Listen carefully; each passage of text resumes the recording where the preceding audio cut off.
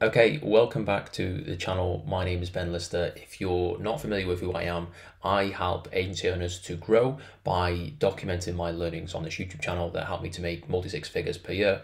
In this video, I'm going to walk you through what I want to call my digital setup, how I actually operate on my laptop or my phone, my devices, so that I don't get distracted and I can actually do the work that I want to do. Because for some reason, and it's kind of a business reason, I guess, every single device that you own is designed to make sure that you stay on it for as long as possible, whether this is social media, whether this is even the colors on the screen, whether this is notifications, whatever it is. And I have a bit of a system and some apps and some extensions that I use that help me to be super efficient, make sure I don't get distracted and I can actually focus on what matters. And if you implement a couple of these, I have no doubt that your productivity is going to at least increase by, a substantial amount.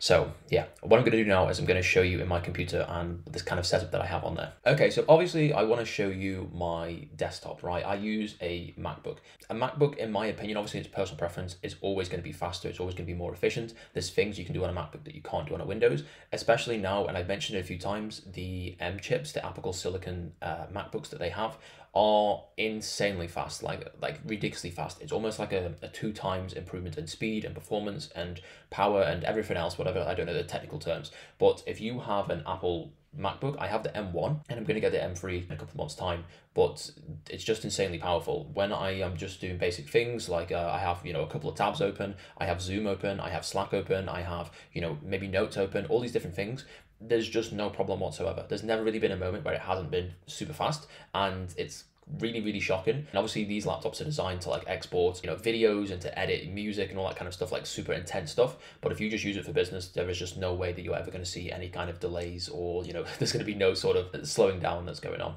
And one of the first things that you might notice is there is absolutely nothing on my desktop apart from my Zoom recordings, which I use pretty frequently to export into Google Drive, and then the VSL, which I use quite a lot when I'm doing outreach and stuff like that. On the dock here, I think it's called, there's literally no apps at all. Normally when you get a MacBook, there's like thousands and thousands of them and they make it really big like this, and there's just like tons of them. But the only ones that I have here, the only ones that I have open, Slack is always open because I have a pretty big team. Notes is open because I'm using it on my other screen right now on my laptop. And then all of these here are literally just for me to record this video and to show you what's going on. And so if I'm ever doing something, and I do like to have it in a situation where I'm only when I'm only using one application, I'm not bouncing around applications, but it's very difficult to do that, especially if you are, managing a few different things and you have quite a big to-do list. But if I was to be like super optimal, then I would have one app open at all times, right? I have a Slack open, I have Google Chrome, and I'm normally on Google Chrome. If I'm for some reason, using another app for whatever reason, I try to close those down and obviously just focus on that one thing, because having these distractions and all these extra things going on is just going to take away focus from what I'm actually doing. Now, another app that I use that is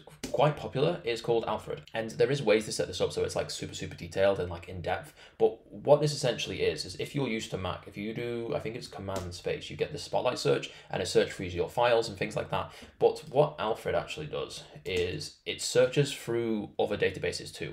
So I can type in like, YouTube, for example, right? And what it's going to do is if I can search YouTube, and so I can search for myself and I can put in, like a sales video, for example, and it will literally just go and find specific videos of me. And obviously this is a fantastic YouTube channel if you want to check it out.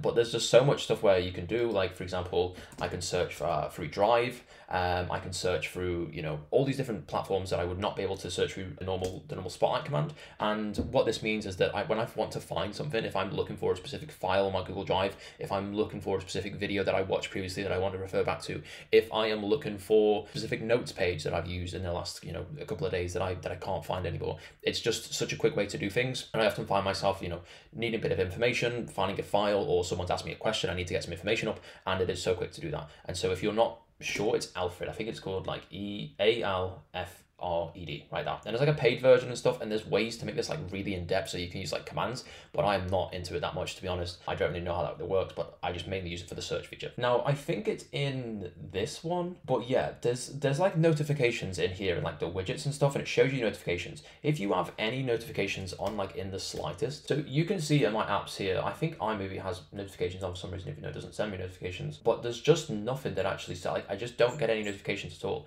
I haven't turned the whole of them off, maybe I should should do, but I just never get notifications. And the only reason that I even knew that notifications were such a bad thing on a MacBook, on a laptop, was when I saw someone else's screen recording before, and there was like crazy amounts of notifications going on. And that can be the most distracting thing ever. I don't even have notifications on for Slack. I just check it pretty regularly if I'm bouncing between apps and stuff.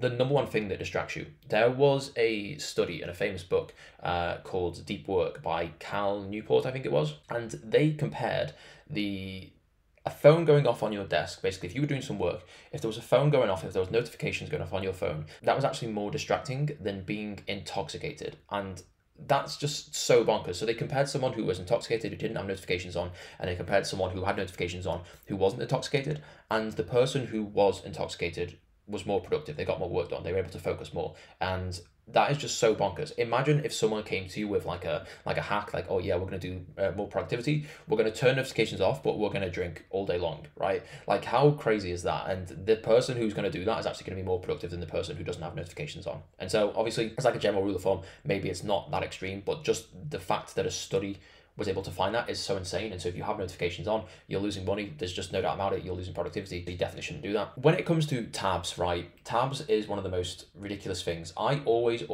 give myself like way too many tabs, and I'm like, maybe I'll need that in the future. And then when I'm like, I'm going to tie this up now, and I realize, okay, I don't need that one. I don't need that one. I don't need that one.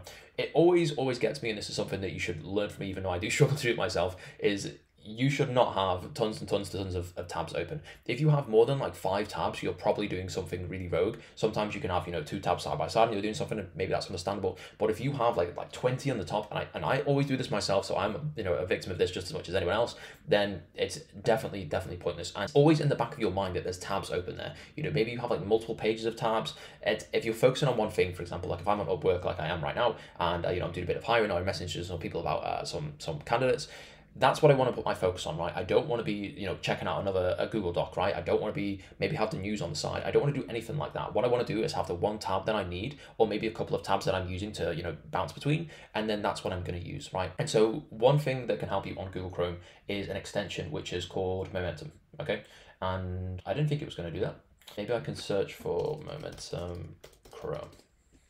Okay, let's tell you a bit more. What Momentum does is when you open a new app, for example, you have this screen that just says "Good morning, Ben." This is super popular if you don't know what it is, but you can remove so much stuff. And if you don't have it normally, it's not going to show an example, but if you don't have it normally, when you open a new tab, there's like all these recommendations here, and it's like recently visited websites, right? And so if, for example, you had a break and you were on YouTube, you were reading the news, you were doing something else, right? It's going to be there straight in your face, like Sky Sports, this is some new notification or some new article has just appeared, and you can't really get rid of it. So unless you obviously have the extension, this is why I have it. And it just basically means that there's like nothing going on here. There's just like a basic photo, and there's like settings in here that you can change so that it removes pretty sure. Yeah, I just have like the greeting and the clock, right? But you can have like bookmarks in here and stuff like that, which obviously you don't want to have, because the idea is that you're keeping your momentum of your productivity and you don't want to be distracted by whatever you're doing. And speaking of distracted, there is one here called Undistracted. This is very popular as well.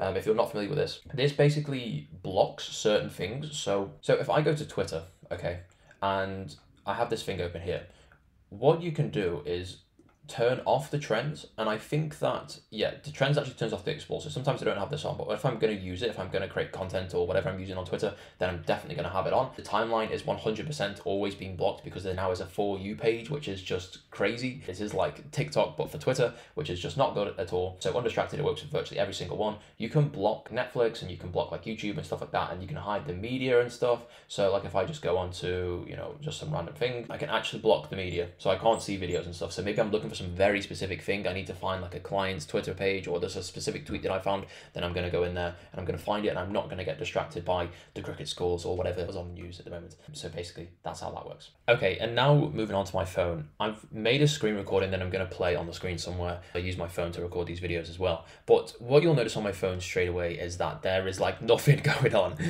Anyone that sees my phone is normally a little bit shocked, and they're normally like a little bit horrified because they like their phone, like to have like a background and stuff like that. But I just keep it so minimal. The thought process behind this and the kind of science behind this, right, is that If I have a phone that I don't want to use, then I'm not going to use it. It's as simple as that. If I make it really boring, I'm not going to want to pull it out. I'm not going to be like addicted to my phone, like looking to pull it out for some kind of, entertainment or some kind of, dopamine reward or whatever it is. And so it's just so bland, and you won't be able to tell on the actual screen recording itself because it doesn't record this, but the phone is usually in grayscale. And there's a setting that you can do where you can have some kind of accessibility feature where you can triple tap your lock button and it will turn the phone grayscale. And obviously when you take a screenshot or when you take a photo, that photo doesn't stay in grayscale forever. It's just like a filter over the top of the phone. And so I can turn that off and on, and it's really, really powerful, because what you will start to notice is that when your phone is in grayscale, you get used to it a little bit, right? But then when you turn it off, the colors on there are so incredibly vibrant, it's actually kind of jarring. And a lot of the times when I turn it off sometimes, or if I'm like watching a video and I need to, turn it off because it makes no sense to watch it in grayscale,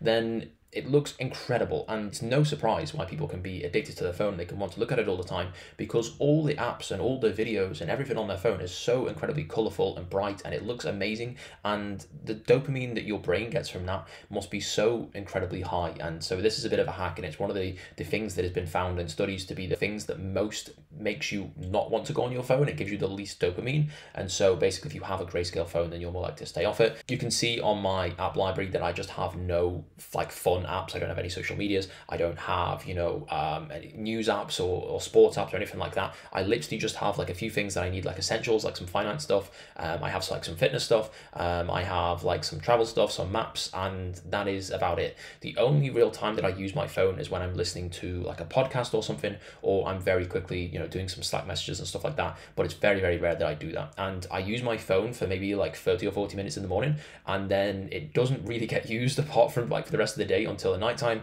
or unless I'm recording a video like I am now. So honestly, sounds kind of crazy, but the most that I use my phone on a regular basis, one of the main things that I use it for is just recording videos of myself. And so, your phone should not be near you while you're working. It shouldn't really be like sat on your desk looking at you. If you're looking for a very specific thing, for example, if you're waiting for a specific email or something like that, then you don't really need to have it on. You don't really want to have those notifications on. You just want to have it so that, you check those emails regularly. Maybe you have a tab open and you just check it on your laptop. You don't have your phone sitting there, blinking at you all the time, because that is the most distracting thing.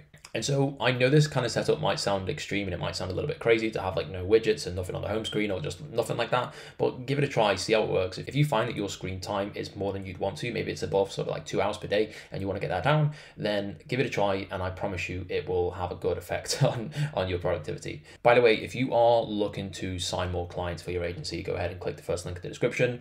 We're not asking for anyone's email or phone number. It's literally just a video of me explaining what my company does. You don't have to click it, of course. If you don't want to, that's completely fine. I don't really care if you do or not. But if you did enjoy the video, then click the like button and comment if you want me to cover anything specifically, and subscribe if you want to see more. Appreciate you watching this one to the end. Cheers.